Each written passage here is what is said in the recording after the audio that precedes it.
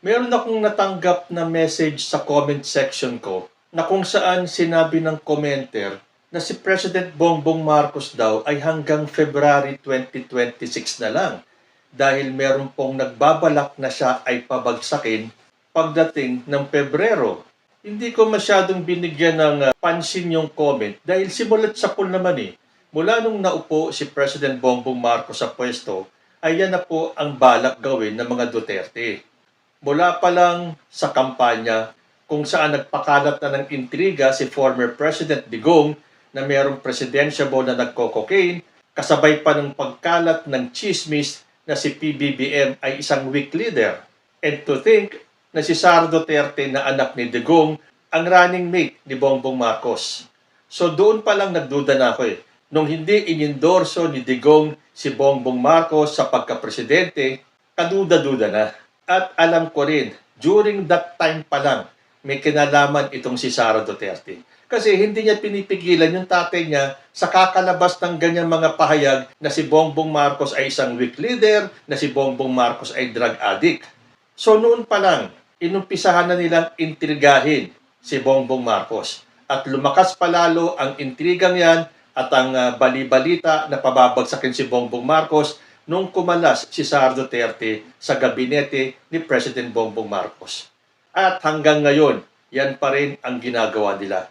Trying to destabilize Bongbong Marcos' administration dahil gusto nilang pababain o pabagsakin si PBBM dahil sa ambisyon nilang maagaw muli ang kapangyarihan. Dahil siyempre, nung time ng tatay nila, sila po ang naghahari-harian. Hindi nila matanggap na wala na silang kapangyarihan at si President Bongbong Marcos na ang presidente. At dahil hindi nila magawang puppet si Bongbong Marcos, eto na po. Kitang-kita po natin. Mula noon hanggang ngayon, lahat ng paninira ginagawa nila. Magtagumpay kaya sila this time? Magandang araw po sa inyong lahat. Naimbag na Aldaw Kenyayo aming kakabsat and welcome back to my channel. So hindi ko na po binigyan ng pansin yung nag-comment sa akin. Pero kanina, meron akong napanood na video. Hindi ko lang po kasi maalala ang pangalan nung nagsasalita pero kilala ko po yung mukha niya. Plano nilang patalsikin si PBBM, mga kababayan ko, by February, mga kababayan. Ito nakakatakot po to. Dahil alam ko lalabas may target DD ang mga to. Unahan na natin, mga kababayan ko. Dahil hindi po ito basta-basta. Hindi po ito basta-basta nangyayari ngayon. This is a emergency para sa atin. Hopefully, sana protektahan natin yung presidente natin. But I will explain, mga kababayan ko, yung mga mangyayari ngayon. Matindi po ito, mga kababayan ko. Hindi na po ito biro, mga kababayan. Ito nga, kaya pala kampanting-kampante ang mga Duterte dahil ito pala yung pinaplano nila, mga kababayan ko. But suddenly, syempre, napasok natin, mga kababayan ko, and magiging damages ito sa mga Duterte ngayon. Ako, wala na akong pakialam, but I will protect my president, mga kababayan ko. Poprotektahan ko yung presidente ko. To inform the Filipino people, ito ang ginagawa nila. At ano nga ba ang nagagawa ni presidente na nagkaka-trigger dito sa mga taong ito, mga kababayan ko?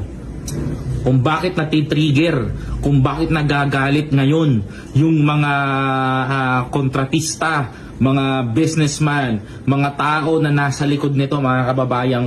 Dahil ang sabi po niya sa video niya, plano daw na patalsikin si President Bongbong Marcos. And that is by February of 2026. At nangangamba po siya dahil hindi nga naman to laughing matter. Kailangan po ito ibigyan ng halaga. Dahil hindi nga po sila magtagumpay kasi sa balak nilang pabagsakin si President Bongbong Marcos, hindi po sila titigil hanggat hindi nila naisa sa katuparan ang maitim nilang balak. At yan ay ang pabagsakin at paalisin sa pwesto si PBBM.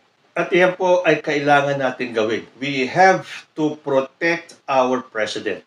Kung mapapansin ninyo sa description box ng bawat video ko, nakalagay doon #ProtectPBBM and #ProtectThePhilippines. Sa mga ganitong pagkakataon po, kailangan po natin magtulungan para hindi po nila makamtan yung kanilang masamang balak. Lalo na po kasi ngayon, sa ginawa ni President Bongbong Marcos na kalkalin itong baho ng flood control projects. At kung mapapansin ninyo sa mga lumalabas na mga balita, hindi lang po mga kalaban ni Bongbong Marcos ang kasangkot dito. Meron din pong mga kaalyado ni PBBM.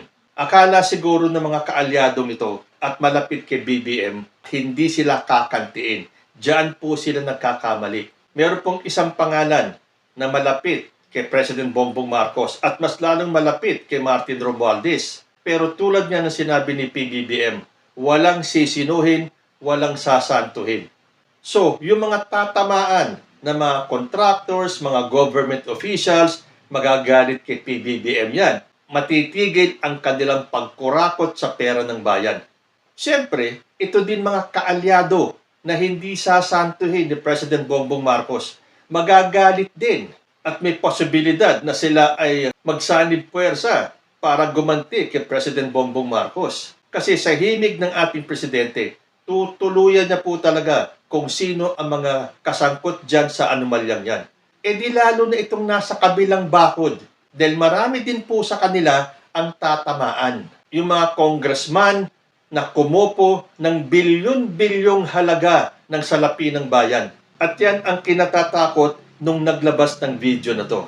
Na isa marahil sa dahilan kung bakit nila pababagsakin si President Bongbong Marcos at ito ay meron ng nakatakdang petsa. So, kailangan po natin protektahan si President Bongbong Marcos. Kaya lang alam nyo, kung noon, mula noong 1986, na mapaalis si dating Pangulong Ferdinand Marcos Sr. hanggang sa naging presidente si Bongbong Marcos. Yung mga panahon na yon, na wala pa mga vloggers, wala pa mga tagapagtanggol ang ating presidente, na kayanan ng pamilya Marcos. They survived hanggang sa naging presidente si Bongbong Marcos.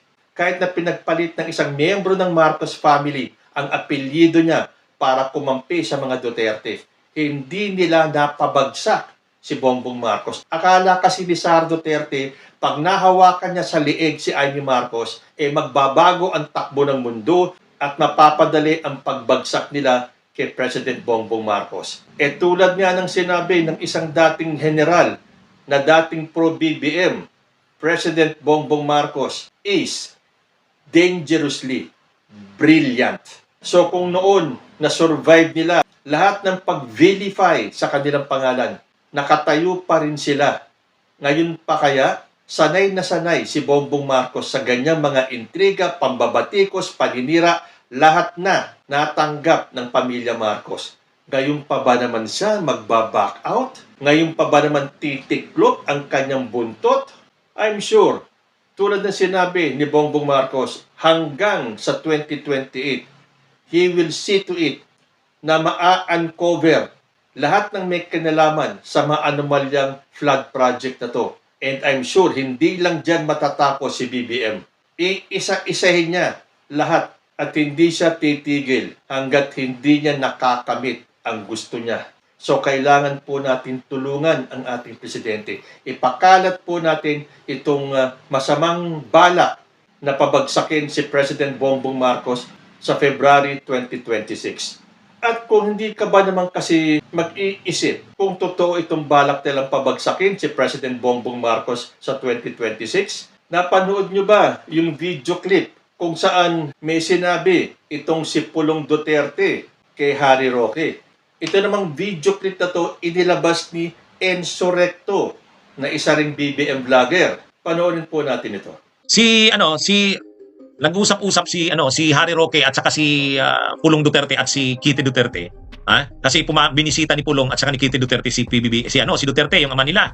Paglabas, nandun si Roque. Tinanong ni Roque kung ano daw mensahe. Sabi ni Pulong kay Roque, ang sabi daw ni Duterte saka kay Roque, do your thing. Hindi mo na daw kailangan ang signature niya. Gawin mo na lang kung anong dapat. Tuwang-tuwa ngayon si Roque. Tuwang-tuwa ngayon. Sabi ni Roque, so yan. Ang ibig sabihin niyan, ang marching order na yan para tanggalin na si Bangag. Yeah. Panoorin niyo yung sinabi ni Roque. And do you think daw? Do my thing. Hindi mo daw kailangan ng signature. Okay. Daw yan. Okay. With the marching order, we'll do it. Ibig sabihin po niya, dapat matanggal na si Bangag. See, merong marching order si Harry Roque na do your thing. Gawin mo ang nararapat kung ano yung kailangan mong gawin. Hindi na kailangan ng pirma-pirma, basta gawin mo. At ano ang panghuling sinabi ni Harry Roque? Ayan, gagawin daw niya para daw maalis sa pwesto si Bangag. So kung papansinin nyo, mula nung umpisa hanggang ngayon, yung Bangag na pangalan, ikinabit nila kay President Bongbong Marcos. Na ako, wala akong kaduda-duda. Mula nung umpisa talaga, alam kong balak nila yan. Sirain mo na sa umpisa pa lang ang pangalan ni Bongbong Marcos. Sabihin nyo addict, sabihin nyo Bangag, sabihin nyo weak leader. And 3 years mula nung naupo si Bongbong Marcos, yun pa rin ang naratibo nila. Kahit na wala naman silang maipakitang pruweba. Maliban na lang dun sa fake polvoron video. Pero, yun pa rin na pinapakalat nila. Kahit na nabuko na fake yung polvoron video, anong ginagawa ni Harry Roque, anong ginagawa ni Mahardika, bangag, bangag, bangag, ngiwi, ngiwi, ngiwi. Kahit na magmukha na silang gago, paulit-ulit nilang ginagawa yung sayaw na yun. Sino ang nagmumukhang bangag? Hindi nyo makukuha ang mga matatalino at matitinong Pilipino na maniwala sa inyo dahil alam namin na puro kayo kasinungalingan. Nagtagumpay ba yung fake polvoron video ninyo? Hindi. Lahat na lang ng paninira ginagawa nyo kay President Bongbong Marcos, kay First Lady Lisa Marcos, pati nga yung mga anak sinasama ninyo eh. Di ba sinabi pa ni Cathy Binag, pati daw yung mga anak nagdodroga. So, one big, happy, durugistang family ang gusto nilang sabihin. Pagmasdan nyo nga yung pamilya ng Marcos at yung pamilya ng Duterte. Sino ang mas mukhang mga adik? Mas maniniwala kayo sa pamilyang palamura kaysa sa pamilyang disenteng tignan? Yung pamilya na yung pinaka-head nila ay minura ang ating Diyos at tinawag na estupido at sa mga lumalabas sa mga bibig nila, puro utang na PI, puro pagmumura. Naringgan nyo ba ang pamilya ni Bongbong Marcos na nagbitaw kahit na isang PI, kahit na halos ilublob na ang pangalan nila sa putikan? So between the two, kung talagang matino ang pag-iisip mo, pipiliin mo yung pamilyang palamura, palabanta, at palagawa ng kasinungalingan kaysa sa pamilyang ito na para sa akin, the most vilified president in history. And yet, with God's grace, nandyan pa rin po si President Bongbong Marcos. So ano ang ibig sabihin ng marching order ni Pulong Duterte? Do your thing. Wala nang pirma-pirma. Gawin mo ang kailangan mong gawin. At ang sagot naman ni Harry Roque, kailangan na daw patalsikin, or maalis, or ibagsak, or kung anumang salita ang gagamitin mo, basta mawala lang si Bongbong Marcos sa pwesto niya. So sa tingin niyo, may kaugnayan ba itong dalawang video na to? Yung una ay nung sinabing hanggang February 2026 na lang si President Bongbong Marcos dahil balak siyang pabagsakin. At itong marching order ni Pulong Duterte kay Harry Roque na kailangan niya nang gawin ang dapat niyang gawin na sinang-ayunan ni Harry Roque para daw pabagsakin na or maalis sa pwesto si President Bongbong Marcos. God forbid, hindi po niya pababayaan ang ating presidente. And with us around, pababayaan ba natin manaig ang kasamaan sa kabutihan? Kayo po, ano ang masasabi ninyo? Comment lang po down below and I will see you in my next video. Diyos ti Agnina.